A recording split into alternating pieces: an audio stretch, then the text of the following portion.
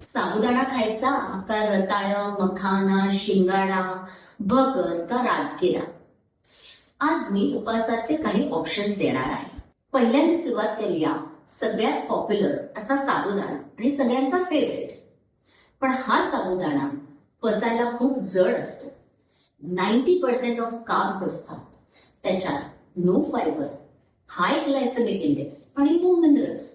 त्यामुळे डायबेटिक लोकांना किंवा ज्यांना वजन कमी करायचं असेल त्या लोकांसाठी हा ऑप्शन टाळलेला बरं. दुसरं ऑप्शन म्हणजे रताळ, मखाना, शिंगाडा हे low to medium glycemic index असलेलं फूड आहे. त्याच्यात भरपूर फायबर आणि कॉम्प्लेक्स कार्बोहायड्रेट्स असल्यामुळे बराच वेळ पोट भरलेलं राहतं.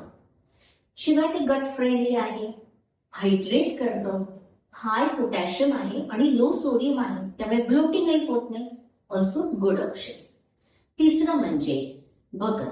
भगर इझी टू डायजेस्ट. त्याचा ग्लायसेमिक इंडेक्स कमी आहेच, पण तो न्यूट्रिएंट्सनी पॅक, मिनरल्सनी पॅक, फायबर भरपूर, त्यामुळे खायला काही हरकत नाही. चौथा म्हणजे राजगिरा.